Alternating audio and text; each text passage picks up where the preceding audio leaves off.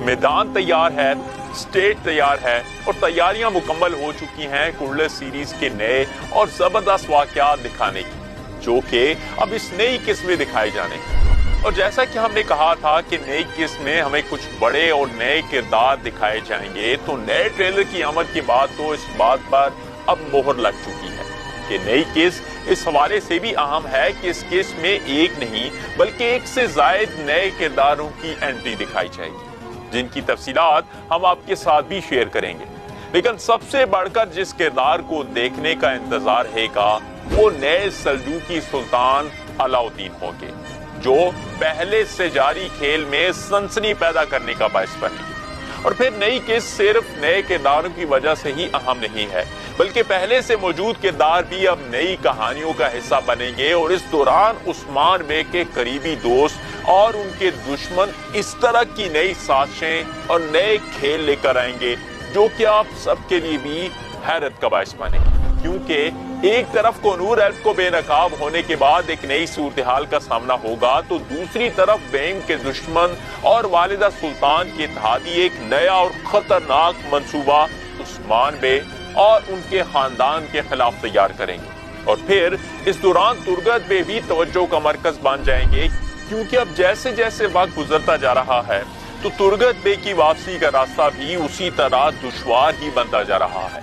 لیکن ایک بات جو غور طلب ہے وہ یہ ہے کہ نئی قسط کے دوران والدہ سلطان کو بھی ان کے اتحادیوں کی طرف سے دھوکہ دیا جا سکتا ہے، اور سلجوقی خاتون کے کچھ منصوبے بری طرح ناکامی کا شکار بنے گے۔ لیکن وہ منصوبے کون سے ہوں گے اور نئی قسط میں ہمیں مزید کون سے اہم واقعات دکھائے جانے ہیں، اس بارے میں اور تاریخ کے زبردست حقائق کے بارے میں آپ کو بہت سی زبردست معلومات فراہم کریں گے۔ تو اس لیے آج ہم بات کرتے ہیں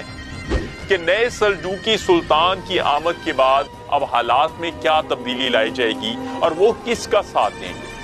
والدہ سلطان کے ساتھ نئی قسط میں کون سا بڑا دھوکہ ہوگا؟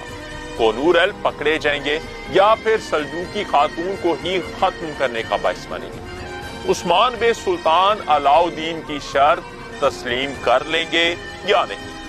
ترگت بے نئے حالات پیدا ہونے پر کیا کریں گے؟ ان چند ہیڈ لائنز کے علاوہ بھی آپ کو زبردست اپڈیٹس اور تاریخی حقائق سے آگاہ کریں گے، اور ساتھ ہی اس سوال کا جواب بھی دیے چلیں جس میں ہم نے آپ سے پوچھا تھا کہ گزشتہ قسط کے دوران جب سلجوقی خاتون اور کینٹا کوزینوس نے عثمان بے کو زمینیں بانٹنے کا معاہدہ پیش کیا تھا تو اس وقت وہ کون سے قلعے میں موجود تھے؟ اور اس کا درست جواب ہے ایناگول قلعہ۔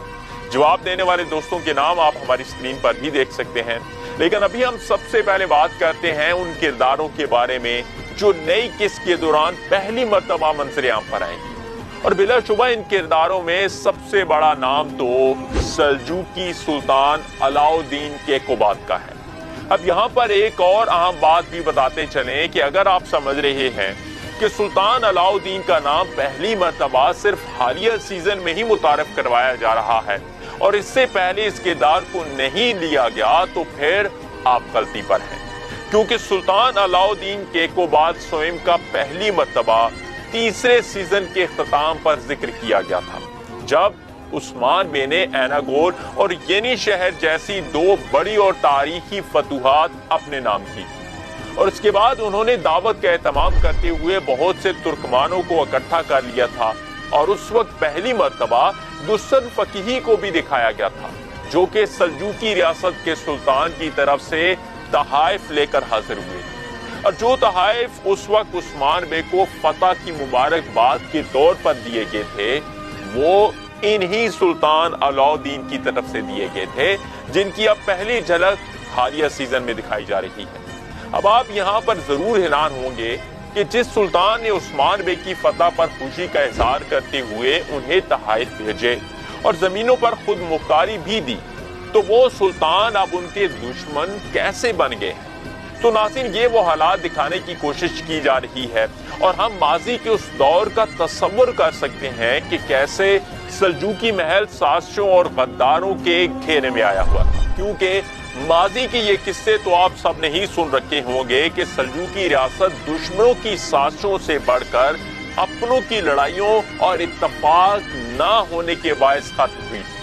تو اب آپس کی انہی لڑائیوں کی ایک شکل ہمیں دکھانے کی کوشش کی گئی ہے، جن کی وجہ سے سلجوقی سلطان عثمان بے کی بہادری کا اعتراف کرنے کے باوجود سازشوں میں پھنس گئے اور دونوں کے مابین اختلافات کا آغاز ہوا، جس کے لیے والدہ سلطان کا زیادہ اہم رول دکھایا گیا۔ خیر، سلجوقی سلطان کی آمد عثمان بے کے لیے اس وقت تو ابتدا میں نیک شگون ہی ثابت ہو سکتی ہے، کیونکہ عثمان بے کو منگولوں کی پکڑ سے آزاد کروانے میں اب سلطان علاء الدین کیقوباد کا کردار دکھایا جائے گا، جو کہ مشروط معاہدے پر عثمان بے کو رہا کرنے کی پیشکش کریں گے۔ اب اگر آپ سمجھ رہے ہیں کہ عثمان بے اپنے بیٹے کو اکیلا سلطان کے پاس ہی چھوڑ کر چلے جائیں گے، تو ناظرین ان حالات میں درسن فقیہی کا کردار نہایت اہمیت اختیار کر جائے گا، جو کہ عثمان بے کے بیٹے علاء الدین بے کی حفاظت کے لیے اب سلجوقی محل میں ہی رہیں گے۔ اور چونکہ درسن فقیہی اسی سلطان کے قریب بھی رہے تھے، تو فقیہی کی وجہ سے عثمان بے اپنے بیٹے کو سلجوقی محل میں ہی چھوڑ سکتے ہیں، تاکہ وہ سلطان تک اصل حالات کو واضح کر سکے۔ لیکن ناظرین دوسری جانب اسماعیل سلطان ان حالات میں بھی ایک اور نئی سیاسی چال چلے گی، اور وہ ایسے کہ عثمان بے علاء الدین بے کو سلجوقی محل میں چھوڑ آئیں گے، تو دوسری جانب اسماعیل سلطان اس موقع کو غنیمت جانتے ہوئے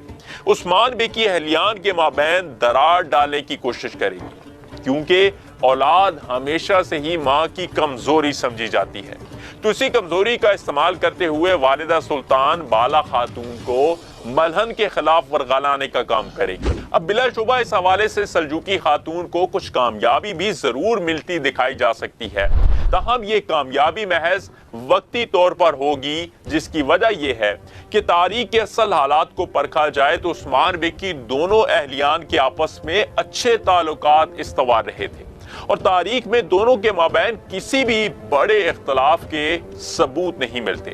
لیکن اسماعیل سلطان کو اس سے ہٹ کر اپنے اتحادیوں کی طرف سے ضرور ایک بڑا جھٹکا لگ سکتا ہے،